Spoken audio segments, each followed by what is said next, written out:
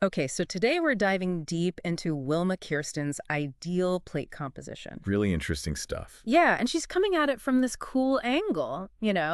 She's a nutritional therapist, Mhm. but she's also got this background in like molecular cell biology and all this hard science stuff. Yeah, no, that's what makes her work so fascinating. I think Totally.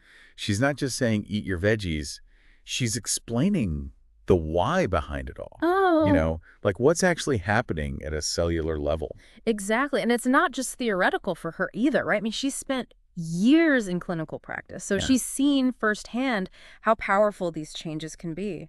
absolutely. And I think that's what drew me to her work too. Yeah. That bridge between the science and the real world application. She's not just stuck in a lab, she's out there helping people transform their health. Totally. And you know what else I love?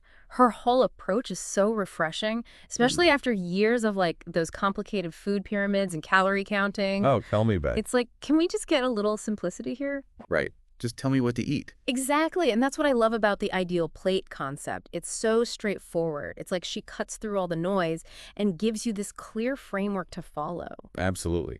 And in a world where we're bombarded with information about nutrition, I think that simplicity is so key. Okay, so let's break it down for our listeners. What exactly is this magic ratio we're talking about? Okay, so picture your plate right.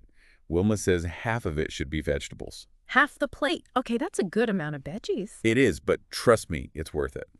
Then you've got a quarter of the plate for protein, and the last quarter is for carbohydrates. So simple. I love it. No need for measuring cups or anything. Exactly. It's all about visual cues, making it easy to implement. Okay, but why is this ratio so powerful? What's the science behind it? So many reasons. First off, it's like the ultimate fuel for your gut microbiome.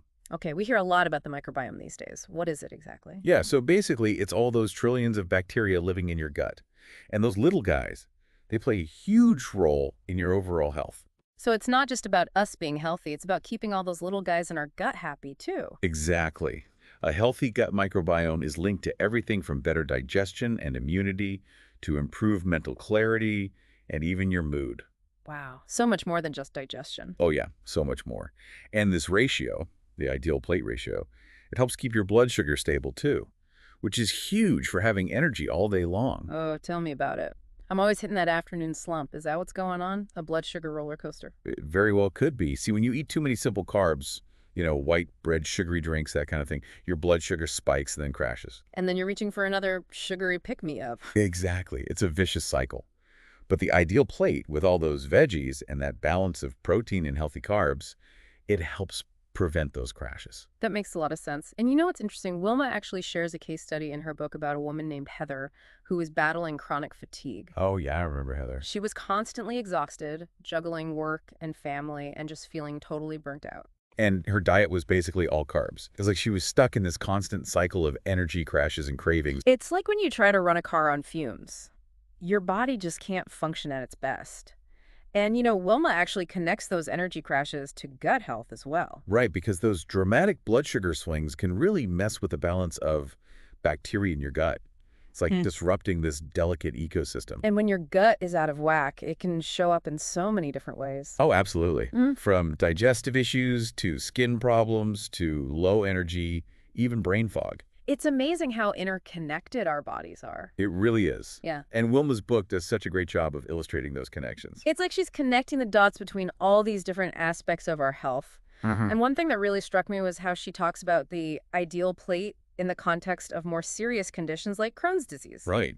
She mentions a young man named Lawrence who is struggling to gain weight, which is a common issue for people with Crohn's. And it's so tough because they're often told to load up on carbs to gain weight, even though those types of foods might actually be making their symptoms worse. Exactly. It's like the advice is so focused on the number on the scale that it ignores the bigger picture of gut health. Totally. And to make matters worse, they had Lawrence drinking those meal replacement shakes loaded with sugar. Oh, yeah, remember that? And, Crohn's is an inflammatory bowel disease, so sugar is like adding fuel to the fire. So how did Wilma approach Lawrence's situation? Did he have to give up carbs entirely? Not at all. It's not about deprivation, it's about balance. She helped him understand that even though he needed to gain weight, he needed to prioritize nutrient-dense foods. So it's still possible to gain weight healthfully, even with a condition like Crohn's. Exactly. It's about working with your body, not against it. Yeah. And for Lawrence, that meant focusing on the ideal plate, lots of veggies, enough protein to support his body, and then a smaller portion of healthy carbs like quinoa, brown rice, sweet potatoes. Okay, that makes sense. So we've talked about how the ideal plate can help with energy crashes and even manage conditions like Crohn's. Mm-hmm. But Wilma doesn't stop there. She also links it to something I think a lot of us struggle with: stress. She mentions a guy named Steven who had a high-pressure job and was dealing with psoriasis, a skin condition. Oh, yeah, Stephen's case is so interesting. It is, because it shows how interconnected our bodies are. His demanding job was causing chronic stress, Right. which we know can disrupt the gut microbiome. And when your gut is out of whack, it can totally show up on your skin, like with Stephen's psoriasis. It's like our skin is this visible reflection of what's going on inside. Exactly. And, to cope with the stress, Stephen was relying on coffee and sugary snacks for quick energy boosts. But just like with Heather, those choices were likely contributing to the problem. It's that vicious cycle again. You reach for sugar for energy, but it backfires and actually makes you more stressed and depleted in the long run. So how do we break free from that cycle? Well, Wilma talks about the importance of protein for managing stress and supporting overall health. Protein helps stabilize blood sugar levels and gives your body the building blocks it needs to repair and rebuild. So it's not just about what we eat, but also about making sure we're getting enough of the right nutrients to support our body's natural processes. Exactly. It's about giving your body what it needs to thrive. And speaking of thriving, Wilma also has a case study about a young dancer named Charisse who was experiencing a lot of PMS symptoms, even though she seemed to be eating a healthy diet. Oh, Charissa's story is so relatable. It is, because it shows how even when you're eating healthy foods, you might not be getting all the nutrients you need to support your hormones. Right, she was eating plenty of carbs to fuel her active lifestyle, but she wasn't getting enough vegetables, Yeah. especially those cruciferous veggies like broccoli and cauliflower. Okay, so what's so special about cruciferous vegetables? I'll admit they're not always my first choice. Well, they contain compounds that support liver detoxification, which is really important for hormone balance. You see, your liver is responsible for processing and eliminating excess hormones like estrogen. So even if you're eating a healthy diet overall, if your liver isn't functioning optimally, you might still experience hormonal imbalances. Exactly. That's why Wilma emphasizes the importance of eating a variety of vegetables, including those liver-loving cruciferous veggies. It's all about finding that balance, getting enough of the right nutrients to support your body's natural processes. And speaking of balance, Wilma also highlights something that often gets overlooked: the impact of stress on our hormones. Oh, absolutely. And this makes sense for Charisse because she was a professional dancer, so Wow. I imagine her job was pretty demanding, both physically and mentally. Oh, absolutely. Yeah. And when you're under constant stress, your body produces more cortisol, which can throw your other hormones out of whack. So it's not just about what you eat, but also how you manage stress through things like exercise, sleep, mindfulness practices. So it's like Wilma's approach is about looking at the whole picture: your plate, your lifestyle, and even your mindset. Exactly. It's not about perfection. It's about making sustainable changes that support your overall well-being.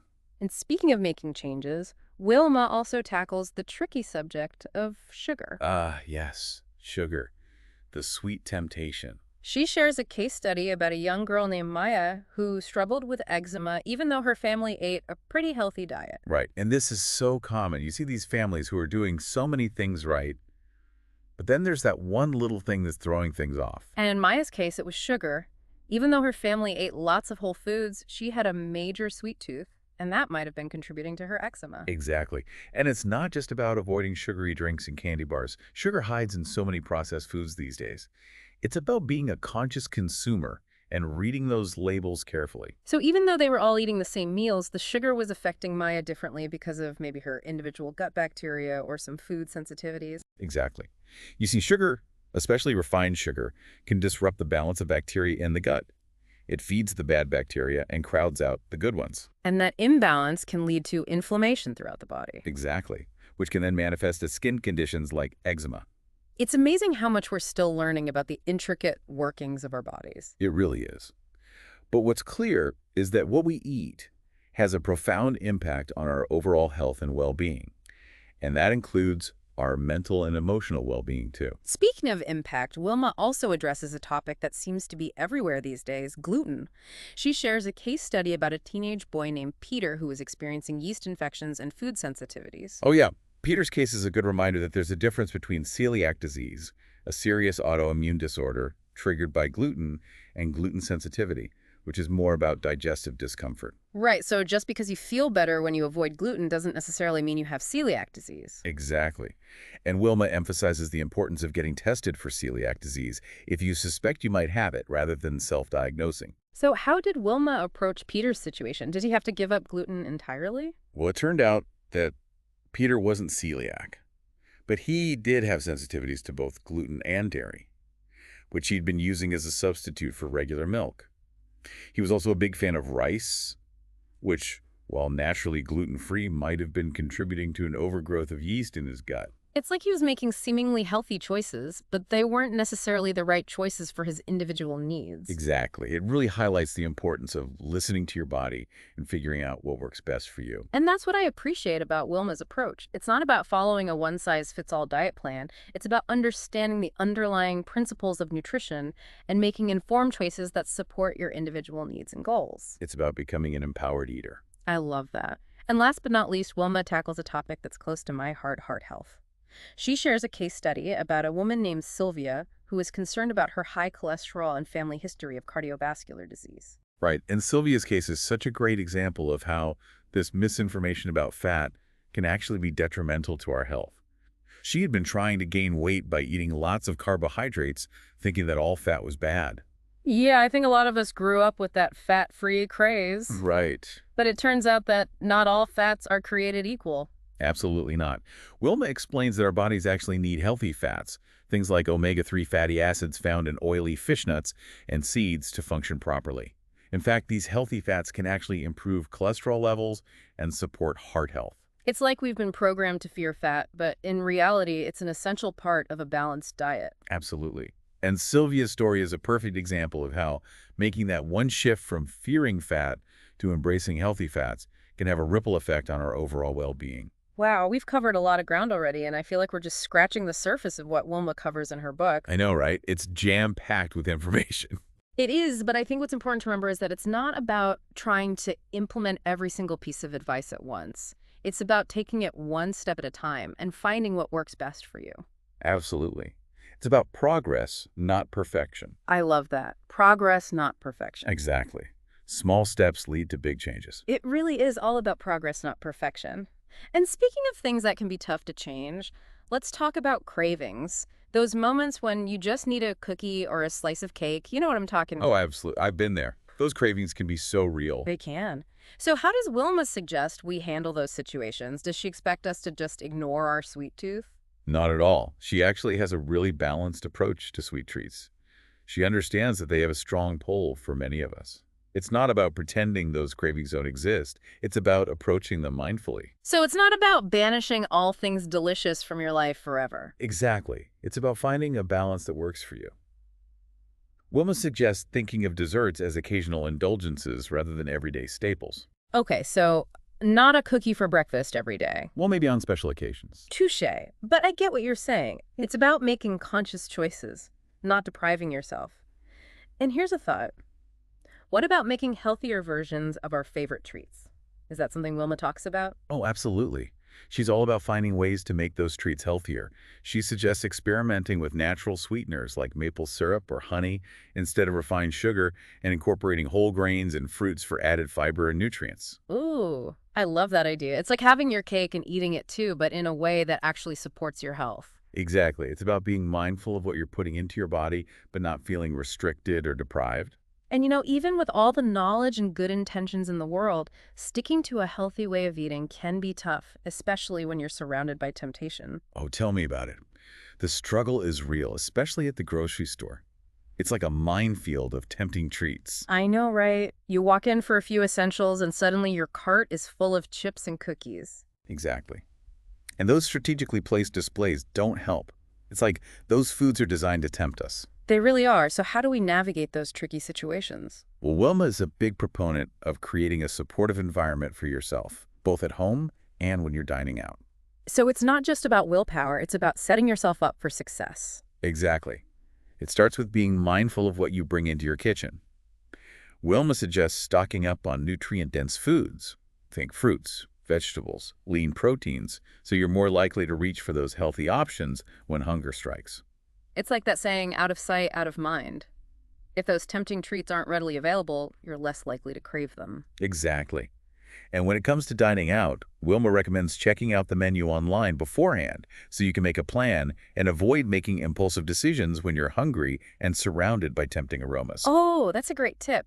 Because I don't know about you, but when I'm starving and trying to decide on the spot, I'm much more likely to make some not so healthy choices. It happens to the best of us. Hmm.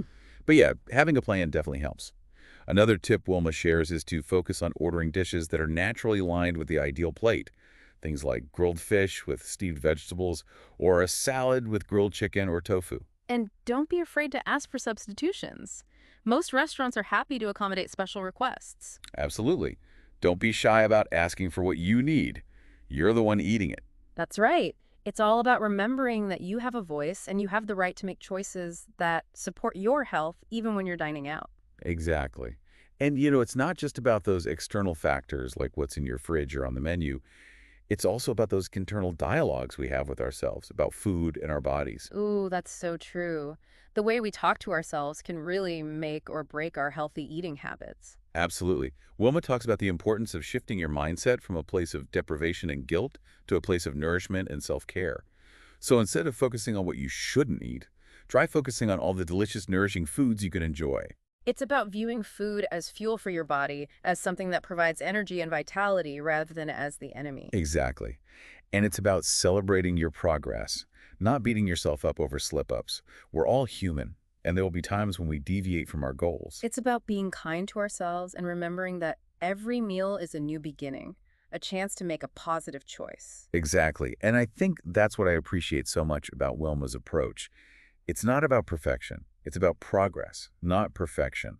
It's about finding a sustainable way of eating that supports your physical and mental well-being. I love that. It's so easy to get caught up in the all or nothing mentality, but that can be so discouraging and ultimately unsustainable. Exactly. It's about finding what works for you and your body and your life and making gradual, sustainable changes. And Wilma emphasizes that changing your relationship with food is a journey, not a destination. Absolutely. It's not something that happens overnight.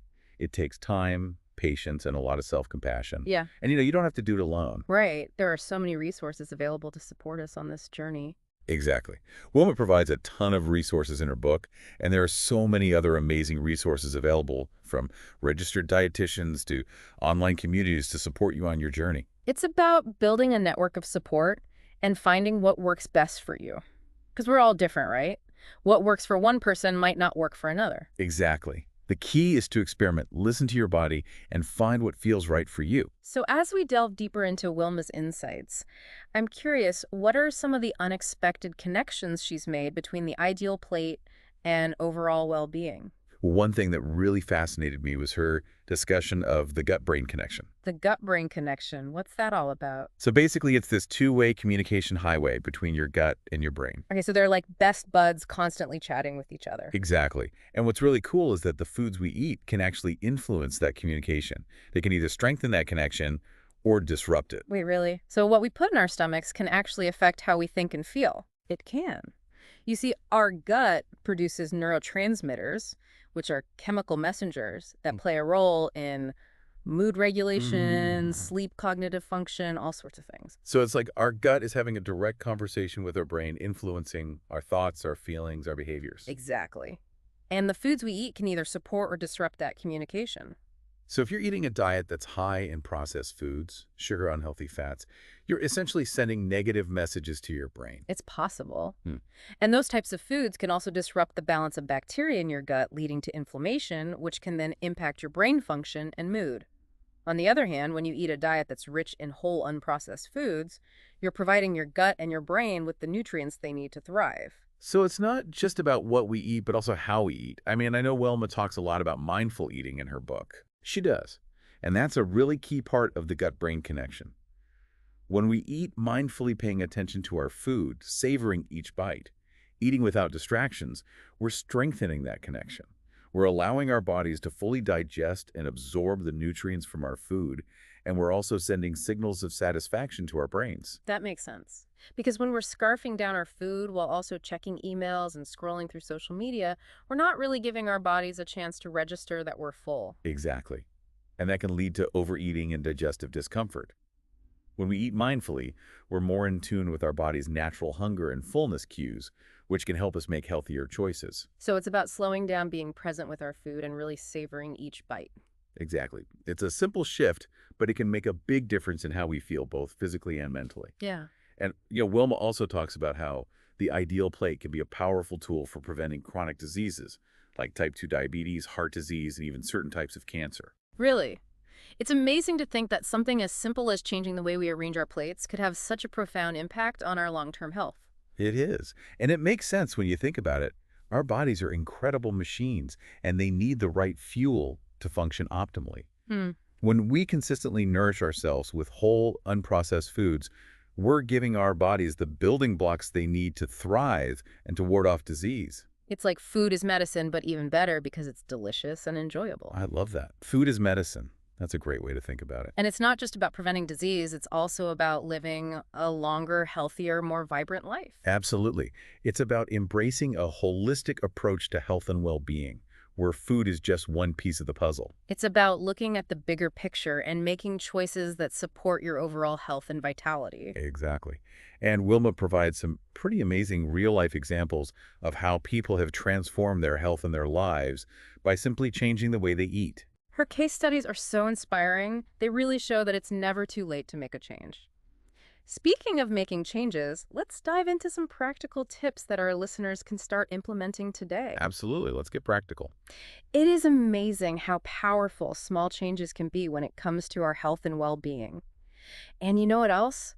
I love that Wilma doesn't just throw a bunch of information at us and say, good luck, figure it out. She actually gives us practical tools and resources to support us along the way. Totally. Like those visual examples she includes in her book. So helpful. Right. Because sometimes you need to actually see it to really get it, you know? Absolutely. Yeah. It's one thing to read about the ideal plate ratio, but it's another thing to see what it actually looks like on a real plate with real food. Exactly. And she shows you exactly how to do it for breakfast, lunch, and dinner, with different options for different dietary needs and preferences. It's like having a personal nutrition coach right there in your kitchen. I know. And it's not just about the visuals either. She also includes meal ideas for specific health concerns. Like if you're trying to improve your gut health balance, your hormones manage your blood sugar levels. Right. So it's like having a customized meal plan tailored to your unique needs. Exactly. And I think that's what makes Wilma's approach so effective. It's not about following a rigid diet. It's about creating a way of eating that works for you and your individual lifestyle. It's about making sustainable changes that you can stick with long term, not just a quick fix or a fad diet. Exactly. And you know what else I appreciate about Wilma?